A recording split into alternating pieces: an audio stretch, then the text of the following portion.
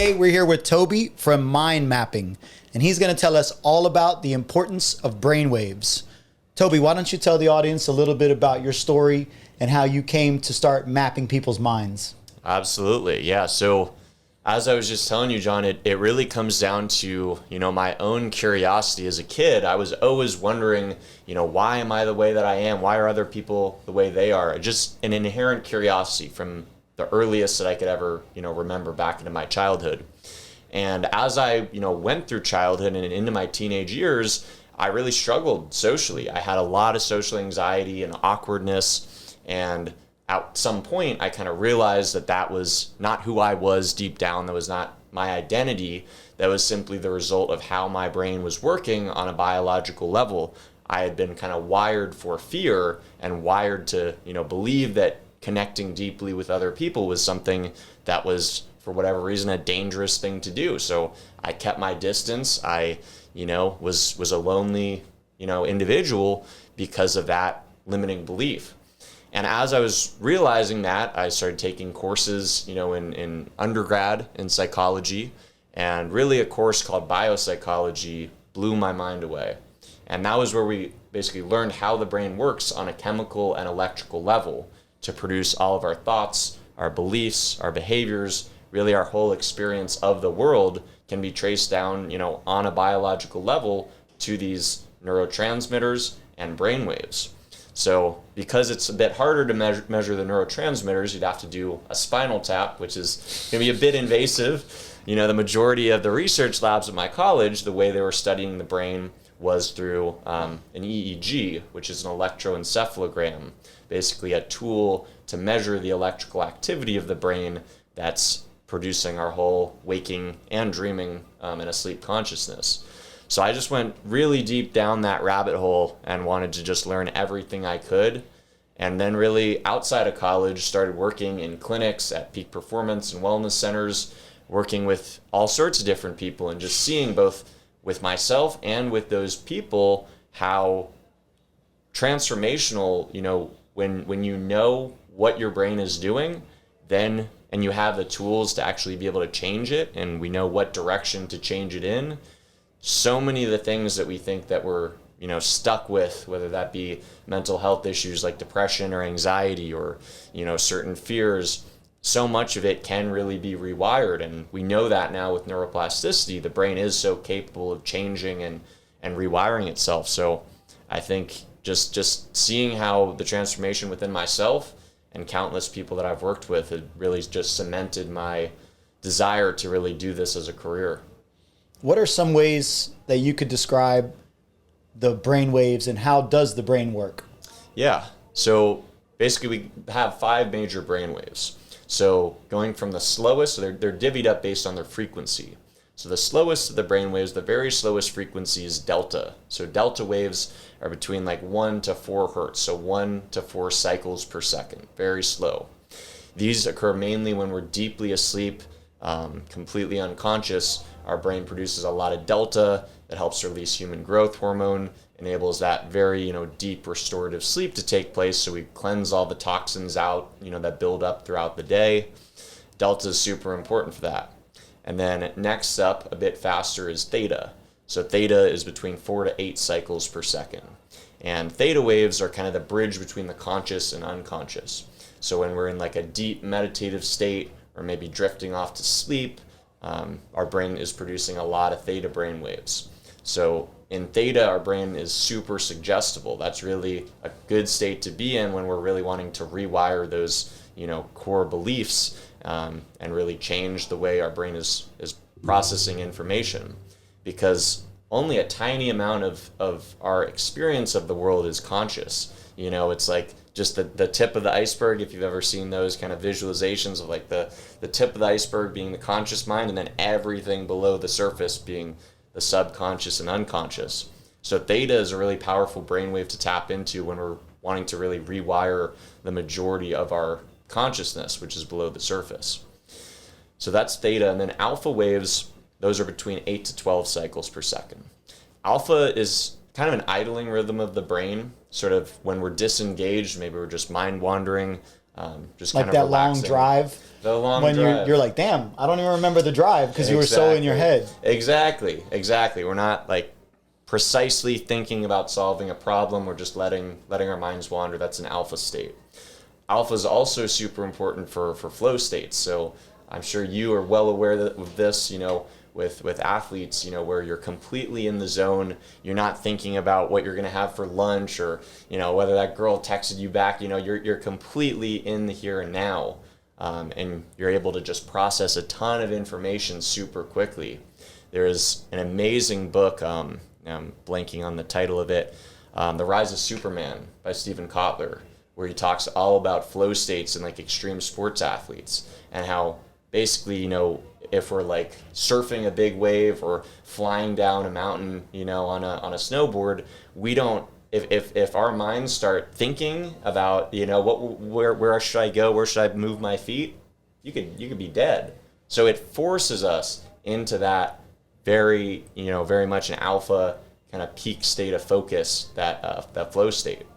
So alpha is a really important one for that. Now beta kind of runs between 12 to about 30 cycles per second. And beta is, you can think of it as thinking.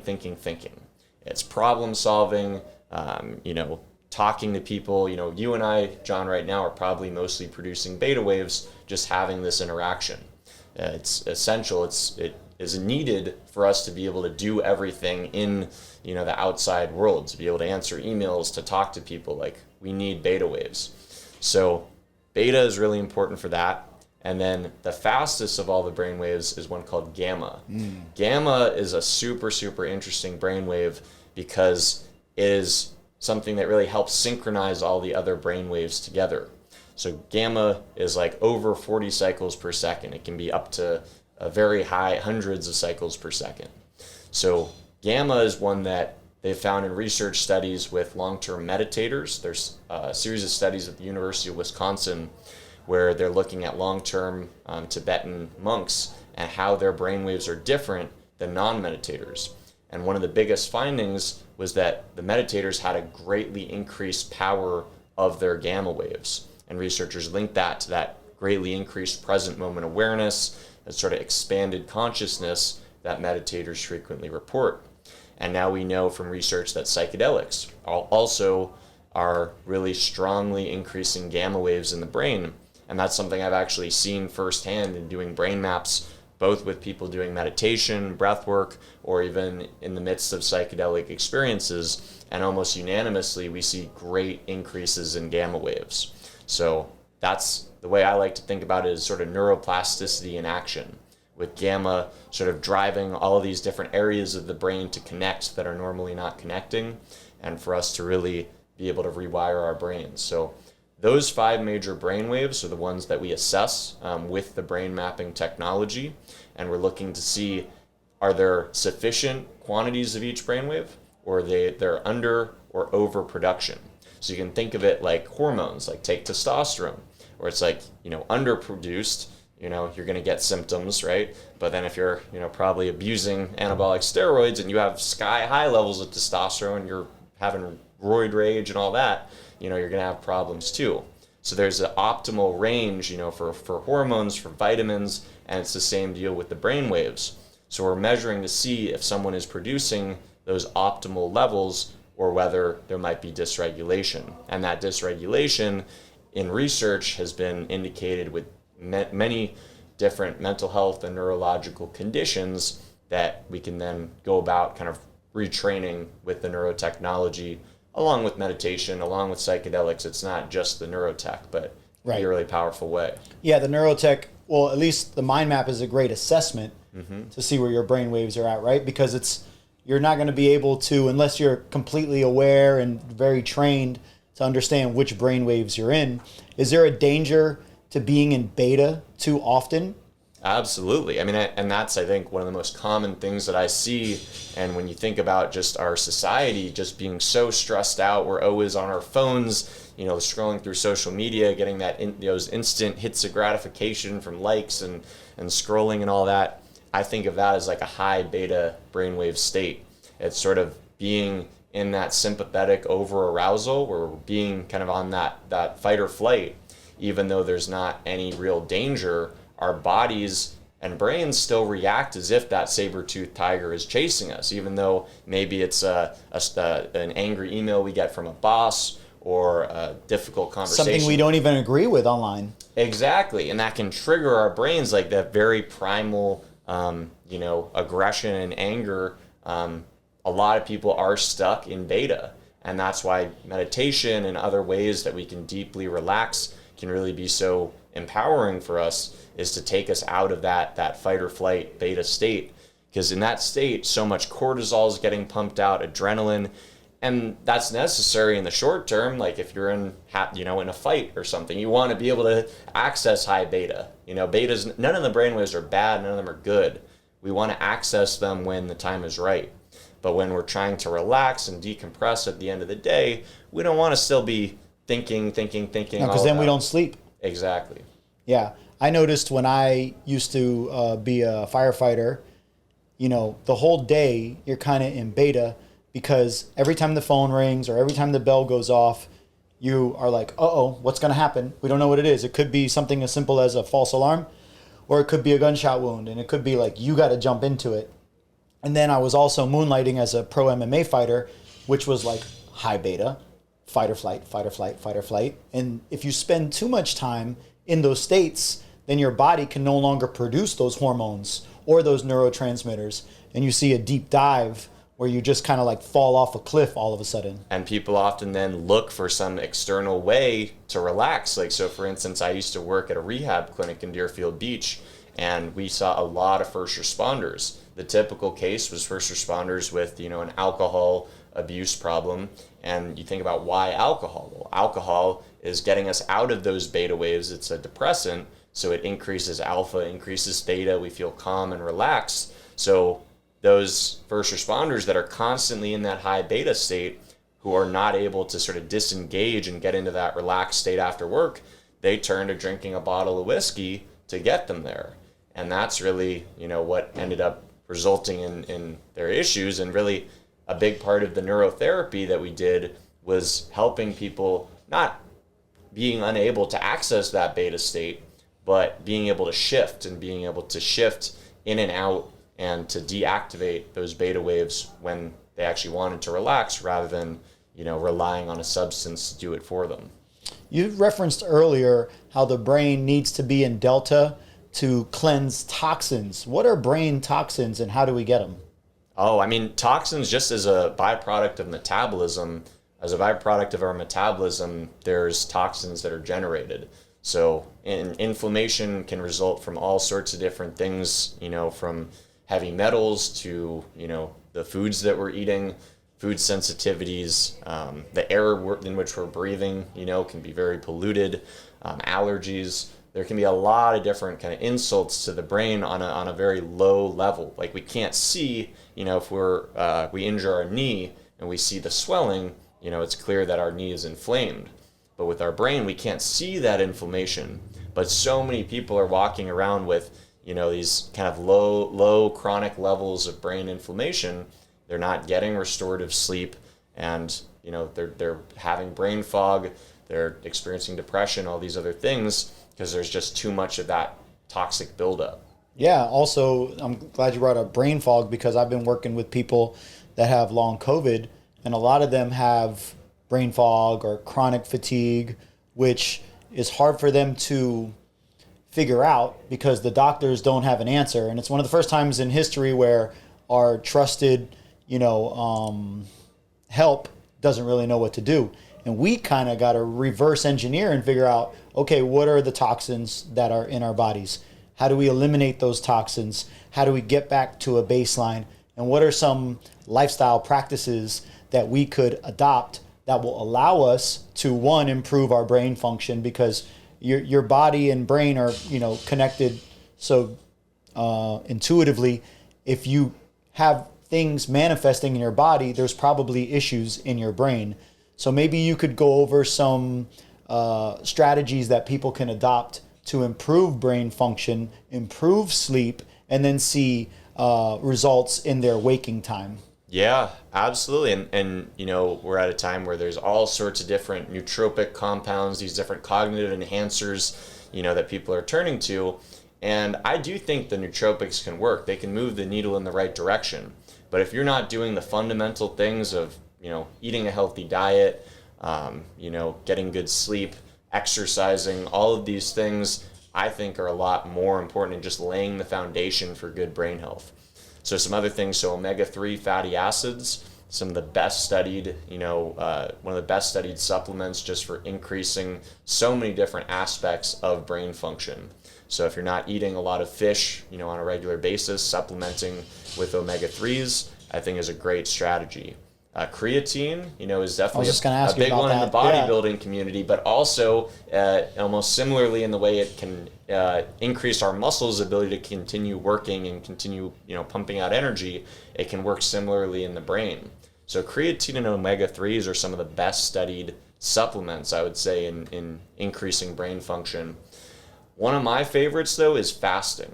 I absolutely, and what you mentioned with, you know, how do we deepen our sleep? What I've found with doing like intermittent fasts, you know, 24-hour fasting and like 3-day fasts, wow, my sleep quality gets so much better. Like truly, I find the biggest way I can hurt my sleep quality is if I eat like a big carbohydrate rich meal, you know, before bed. Which I struggle with sometimes because I go to the gym late and I get back and I'm so hungry and then I just eat so much and feel like crap the next morning. But when I'm able to really just like get into a sleep, you know, deep sleep with no food in my system, like I track, you know, with the Oura Ring here, it enables me to like look at deep sleep, REM sleep. And I found during a 3-day fast on the second night, my deep sleep got to like 3.5 hours. Wow. Which is like my double average. The time, right? Exactly. The Oura says like, you know, the majority of people get like an hour to an hour and a half of deep sleep per night. So really, I think when we can get rid of like having to constantly be processing food and fast from time to time, that's been one of the most impactful strategies I've found in just increasing my brain function and deepening my sleep. You mentioned it earlier. How about meditation? Yeah, meditation has so many benefits for the brain. It increases the strength of the corpus callosum, which is sort of the network of fibers right down the midline of the brain that enables the left and right hemispheres to communicate with one another. So, we hear some about like, oh, this person, so left brain, analytical, logical, and right brain kind of more emotional and creative, artistic, yeah. Right? But it's like, ideally we want to be able to blend all of those two together. That brain synchronization is Superman. Exactly. So the meditation has consistently been shown to increase the connectivity between both hemispheres of the brain. And then also just in terms of a brainwave perspective, it gets us out of that high beta into alpha. So novice meditators are usually able to sink into alpha. Once people have been meditating a while, they start getting better at producing theta. And then even like really advanced meditators, they've been shown to actually be able to get into delta while they're awake, which is pretty wild. Because as I was saying, delta is usually produced when we're deeply asleep, completely unconscious. So being able to have like waking control of our delta waves is a pretty wild mastery, phenomenon. Huh? That's kind of like mastery. Yeah. So they found that doing these brain scans on like some Zen monks. So when you speak about neuroplasticity, I've read in the past that meditation can actually change parts of your brain.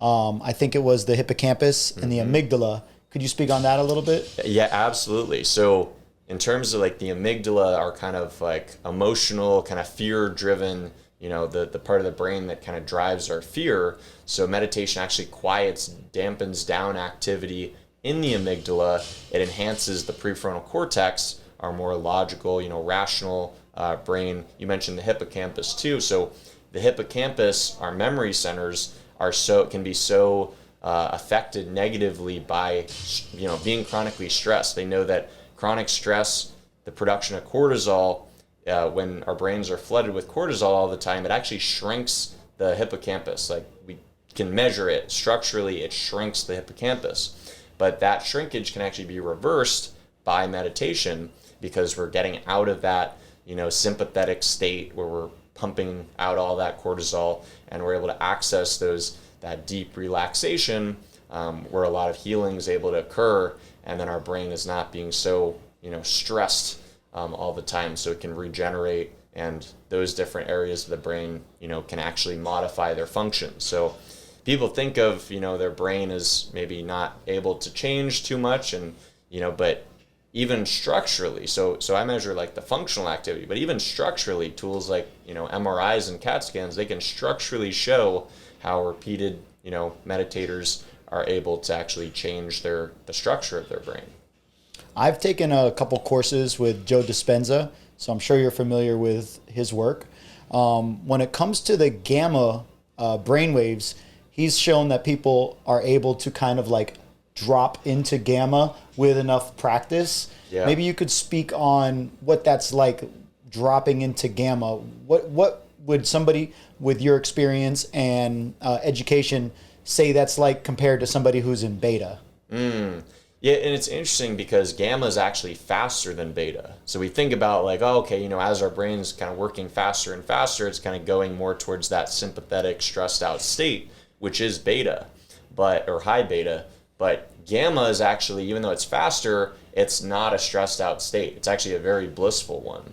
So it's funny that you mentioned Joe Dispenza. I actually just I was just working at a retreat with someone that actually has been trained under Joe Dispenza. And it was a similar sort of, a lot of meditation, breath work, kind of personal growth sort of stuff. And we did these brain scans on people during the meditation and showed just huge increases in gamma waves as they were, in these meditative states. And people's experience usually during those was one of like kind of ecstasy, of just extreme like interconnection, interconnectedness, and just feelings of love and, positivity, and also being able to sort of rewire and shift a lot of those core patterns, because gamma's helping kind of speed up connectivity in the brain. So all these areas of the brain that normally might not be talking to one another, and then, we get entrenched in those, that habitual way of functioning, gamma can sort of break us all out of that and enable us to really, choose to, manifest our own destiny and shift our perspectives to whatever we want.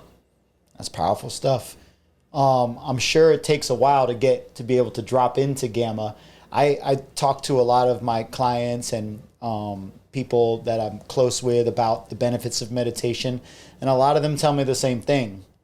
I can't meditate. Basically, what they're saying is they think that meditation is a state of blank mind. Maybe you could explain what meditation is. Yeah. I mean, I think meditation, like, definitely people do have that misconception, and I think it's more so a matter of getting into where you're able to just release whatever sort of thoughts that are coming into your head. We can't tell our brain not to think. It's like in the psychology experiment, like, where they tell people don't think of a pink elephant. All you're going to do is think of the pink elephant. So to me, meditation's not really a matter of getting rid of all thoughts. It's a matter of allowing those thoughts to come in, but not to control our consciousness. So whatever kind of comes in, we kind of just let go away. We don't let ourselves get on that tangent of thinking.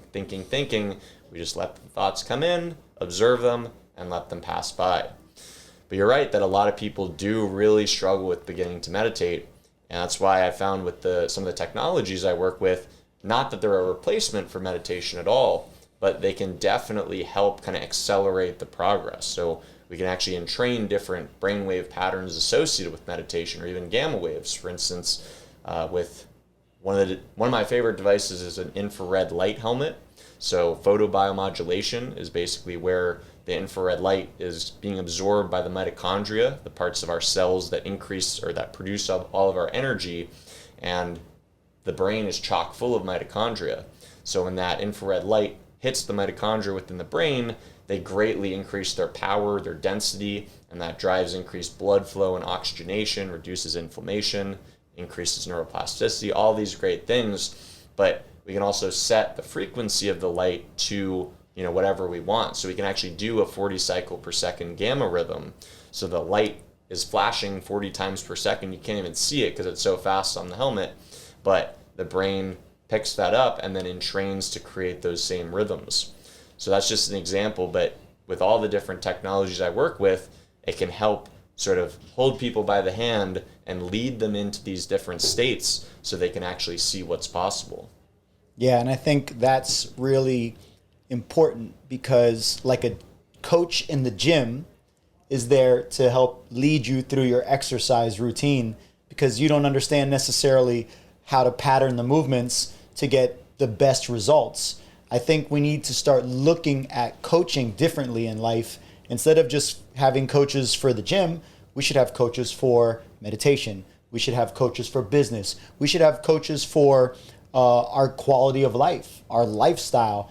By having a coach, if you think about the best athletes in the world, the champions of the world, they always have coaches.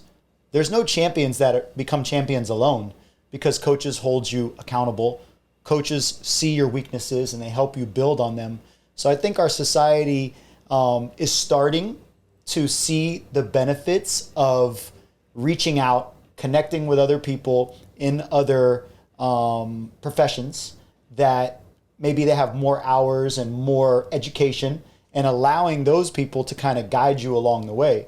And when we can have that holistic approach to life to where, yes, we're exercising, yes, we're fasting, we're eating whole foods, we're also meditating, taking advantage of technology, like you said, with the infrared light, getting some sun, walking, and kind of prioritizing our sleep, understanding how important it is, every other thing in our life will benefit.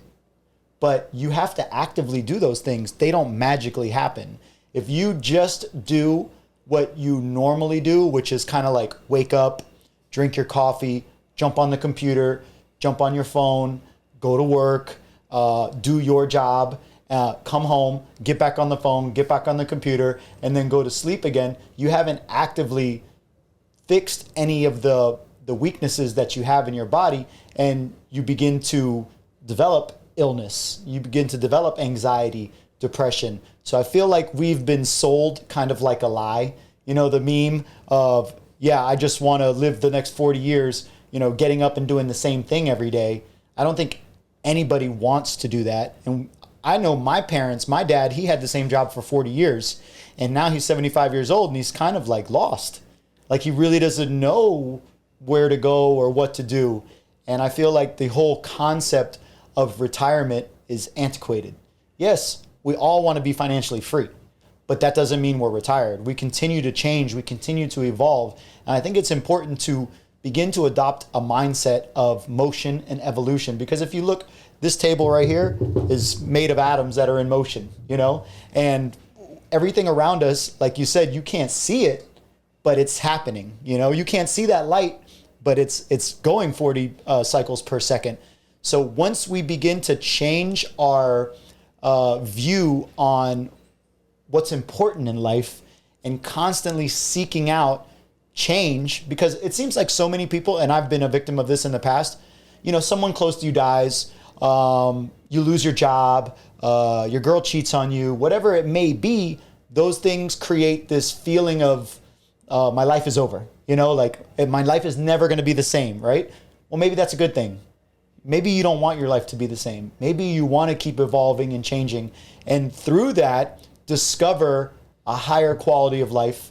And by developing that higher quality of life, embracing the changes that come with growing older and, being human, we can begin to really reach our full potential, be in flow, and kind of reach a state of equilibrium where the left and the right side of our brains are working really well. We live in the present. We're no longer worried about the past. We're all going to make mistakes. If you're not making mistakes, you're not trying, right? Agreed. Yeah. We should look at failure as a beneficial. 100%. Because if you're not failing, you're not growing.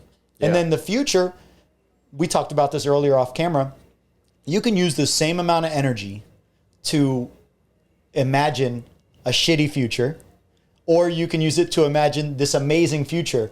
But none of us ever close our eyes. Well, probably some of us, but most of us don't close our eyes, breathe deep, and tune into, John TV or Toby TV, where the future is amazing. We're flying around the world. We're doing what we love. We're speaking to people. We're helping people. We're working out. We're in these exotic places. We're taking mushrooms. We're connecting. Why are we not imagining that stuff?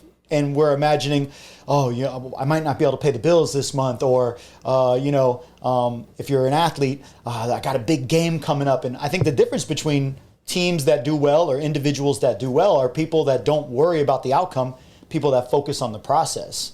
So I don't know, maybe you could speak on being focused on the process and what that does with your brain. Mm-hmm.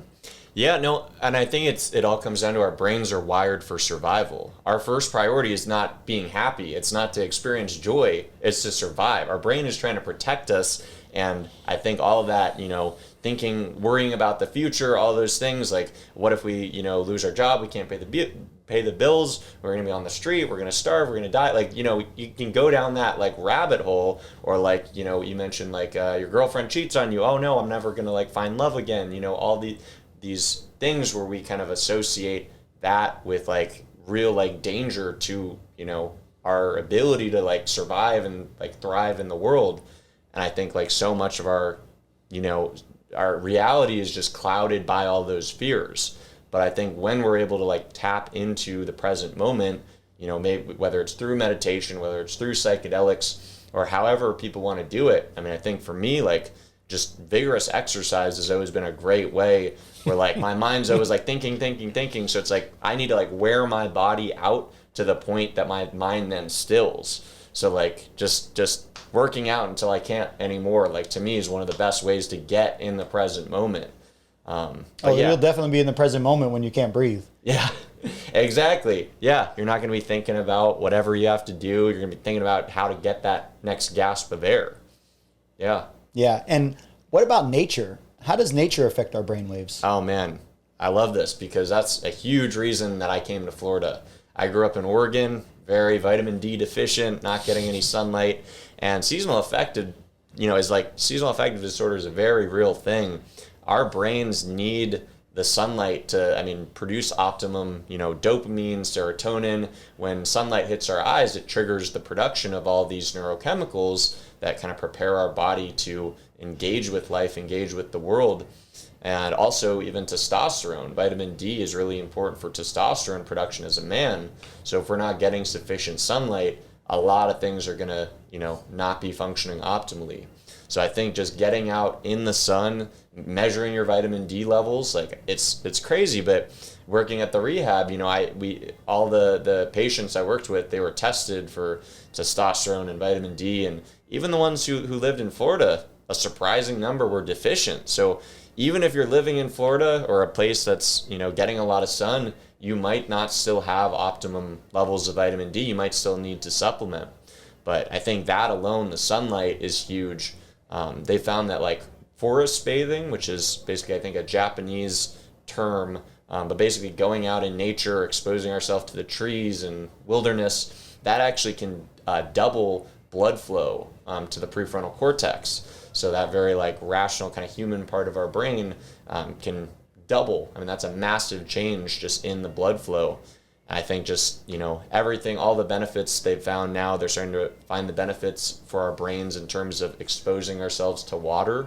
Being in water can greatly reduce anxiety and stress. So to me, like how I put that all together is like, going to the beach, I'm getting my sun, I'm getting my water, I'm getting my exercise. Do some push-ups. Like I'm feeling great. So no, I think our environment is so important for being able to function well. And when we're trapped in these cubicles and just not able to get out in the world and experience nature, I think we just kind of shrink and collapse. So to me, it's hugely important. And I think just neuroscience research is continuing to back that up. Like Andrew Huberman, he's talking a lot about getting that morning sunlight exposure first thing in the morning, as early as possible. You wake up, immediately go outside, get some sunlight, get that sun to hit your eyes, get that serotonin and dopamine.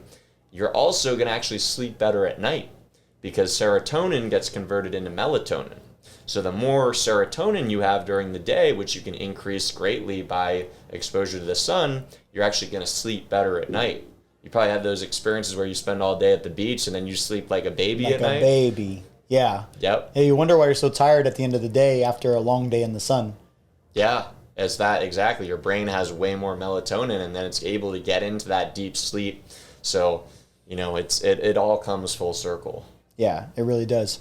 So we've covered a lot about the health of the brain, and I wanted people to understand how they can use someone like you who maps out the mind as a resource to begin to improve the other areas of their life. So maybe you could tell us a little bit about what you do exactly and how people can contact you in order to get an assessment of their mind so that they can begin to get a program to improve it. Yes, exactly. So, and the way I like to sort of explain it is like, in the sense of you might hire a physical trainer to get you in the best physical shape of your life. You'd hire me to get you in the best mental shape. I'm a brain trainer. So what I basically do with new clients is the initial brain map, which we're going to do today, which, as we were talking about, measures what's going on. It's not changing anything. It's just measuring the electrical activity, looking at the connectivity between all the different areas of the brain. And we're assessing, how is someone doing, and basically pairing their subjective experience, whether they're struggling with depression or anxiety, or maybe they're just wanting to increase peak performance. They're wanting to get to that next level of mental performance. And then we pair that with the neurophysiological data to see what weaknesses or deficiencies or overactivities might be present. And then I devise a protocol with the different neurotechnologies. I usually work with clients a couple times a week, and we do, the brain training with the infrared helmet, with something called neurofeedback, audio-visual entrainment, a lot of things we could, I'm sure, do a part 2 and talk about those, but a lot of things that can actually rewire the brain and really accelerate change very quickly. But I'm also pairing that with all of the things that we just discussed, because and you can probably relate to this, if you're going to the gym and no matter how hard you're working out, right? If you're getting 2 hours of sleep a night and you're eating Cheetos all day, like, you're probably not going to see the gains that you want. Not at all. So it's the same way with training the brain. You can't just slap on these neurotechnologies and people like maintain poor lifestyle habits. They're not going to get the optimal results. So that's why it's so important in the work that I do is discussing everything that we just touched on, making sure that people are really living kind of brain healthy lifestyles to optimize their brains already. And then you layer in the neurotechnologies or, nootropics, psychedelics, all these things that can like take us to that supplemental next level. stuff. Yeah. Yeah. But the basics, the foundation, it's not sexy, but it's so important. And I make sure that every client, I'm working with is making those changes in the right direction. So it gives them the best possible chance to get, the most amount of benefits from the different neurotechnologies that I work with. So in terms of, ways to contact me, I'm very present on Instagram at Neuroflex Florida. So neuro is without the E, the first E. So NUROFLEX Florida. People can also visit my website, www.neuroflex.com, or shoot me an email, toby@neuroflex.com. Reach out. I'd be happy to hop on a call, answer any sort of questions that people may have. Yeah, and if you're not sleeping well and you're dealing with anxiety or depression, this is something that you should try, because most times people dealing with these things will go to drugs, and that's only masking the symptom, masking the problem by treating the symptom. We want to treat the root cause. So make sure, and I know all of us suffer with these things, take the opportunity to invest in a coach like Toby, because they are going to help you see results for the rest of your life. What you learn when you work with a coach like Toby or a coach like myself, we teach you stuff that's going to help you for the rest of your life, not just in that moment. And I can attest to this. I have a client of mine, a friend of mine, Adam, who's worked with Toby in the past, and we were talking today about how much Adam's sleep has improved since working with Toby. And Adam was one of those guys who would need to drink at night, because he's working in the real estate space and he's always on, because you know how that goes. You're always working a deal because the deals are never set until they're set. So poor Adam would end up having to drink every night, which would actually mess up his sleep. because as you know, alcohol does mess with your brain waves. It doesn't let you get into that deep sleep or that REM sleep. And now that he's been working with you, he drinks less, he works out more, and he's feeling so much better, and his sleep is so much better that I'm personally, very thankful that you were able to help him with that, because it's hard for me to help someone with working out if they don't sleep. They don't see results. And if we can kind of get the mind and the body together, we can make people superhuman. So Toby, thanks so much for joining me today. And part 2, we're going to talk about all the different ways we do it. And I wanted to get into a little bit more of like REM sleep and stuff like that. And I look forward to our next encounter together. Likewise. Thank you for having me on, John. My pleasure. See you guys on the next one.